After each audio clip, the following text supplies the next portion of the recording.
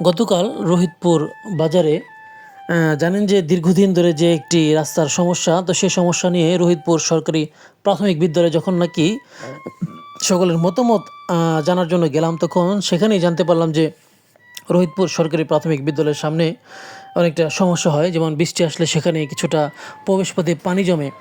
তো এই বিষয়টি জানার পর যখন আমি কামরুল ইসলাম ভাইয়ের সাথে একটু কথা বললাম, তো তিনি সাথে সাথেই উদ্যোগ নিলেন এবং আজকের মধ্যেই, রাতের মধ্যেই তিনি তার নিজ অর্থায়নে নিজ উদ্যোগে কাজটি করে দিচ্ছেন, যাতে এখানে আর কোনো এই যে শত শত শিক্ষার্থী, প্রায় 500 শিক্ষার্থীর আর যাতে কোনো সমস্যা না হয়। তো তিনি এই যে তার মানবিকতা, আমি যদি বলি যে এই যে কামরুল ইসলাম খান একজন সমাজসেবক, যিনি রোহিতপুর ইউনিয়নে বেশ কিন্তু পরিচিত। তিনি এলাকার একজন সৎ, ন্যায়, নীতিবান, উদার সমাজ সংস্কার হিসেবে সর্বোপরি পরিচিত, যিনি ছাত্রজীবন থেকে অসহায়, সহজ সরল ও দুঃখী মানুষের পাশে থেকে মানব সেবায় অভ্যস্ত, যেটিকে আমরা দেখে এসেছি। শুধু রাজনৈতিক ব্যক্তিত্ব হিসেবেই নয়, সুশীল সমাজ, তরুণ, নবীন, যুবক, প্রবীণ সমাজে রয়েছে তার যথেষ্ট সুনাম। তো এই যে রোহিতপুর সরকারি প্রাথমিক বিদ্যালয়ের যে আরও অনেক সমস্যাগুলো রয়েছে, করেছেন বা করবেন বলে এমনও প্রতিশ্রুতি তিনি দিয়েছেন সমাজসেবক কামরুল ইসলাম খান, যিনি নাকি পেশায় একজন ব্যবসায়ী, আলিফ মাহির সুপার মার্কেটের প্রতিষ্ঠাতা। এর পাশাপাশি যিনি নাকি বিএনপির রাজনীতিতে রয়েছে যার বিশেষ অবদান, যিনি রোহিতপুর ইউনিয়ন বিএনপির সাবেক সভাপতি, কেরানীগঞ্জ থানা ছাত্রদলের ছিলেন সাবেক সহসভাপতি।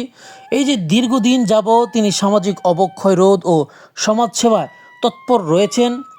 এলাকার মসজিদ, মন্দির, ধর্মীয় উপাসনালয়, মাহফিল, অসহায় মানুষের চিকিৎসা সেবা, কন্যাদায় গ্রস্ত পরিবার, এতিমখানা বা মিসকিনদের সহ বিভিন্ন সামাজিক কার্যক্রমে আর্থিকভাবে তিনি সাহায্য করে থাকেন। যদিও সেটি তিনি প্রকাশ করেন না, কিন্তু আমি আমার এই মাধ্যমে কিন্তু আমি অনেক কিছু এই যে নাকি জানি, তো একটু আজকে প্রকাশ করার একটু সুযোগ পেলাম।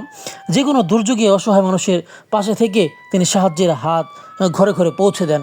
এছাড়াও এলাকায় তরুণ ছেলেদের ফুটবল খেলার সহযোগিতা সহ ক্রীড়াঙ্গনে রয়েছে তার বিশেষ অবদান। গুণে ধরার সমাজকে উন্নয়নের পথে আনতে চান। এলাকার সচেতন মানুষের সঙ্গে নিয়ে সন্ত্রাস, চাঁদাবাদ, চুরি, ডাকাতি, মাদক, নারী নির্যাতন, বাল্যবিবাহ, ইভটিজিং রোধে সবসময় তিনি সোচ্চার। যদি আপনারা তার বাড়ির আশেপাশে যান, তাহলে এই দেয়ালে দেয়ালে এই বিষয়গুলো কিন্তু আপনারা দেখতে পারবেন, কিংবা তার সাথে মিশলে সে বিষয়গুলো আপনারা অনুধাবন করতে পারবেন। সকলের সহযোগিতা নিয়ে এলাকার উন্নয়নমূলক কাজে অংশগ্রহণ এর সহ গরিব, দুস্থ, অসহায় পাশে থেকে সবসময় সহযোগিতা করতে চান।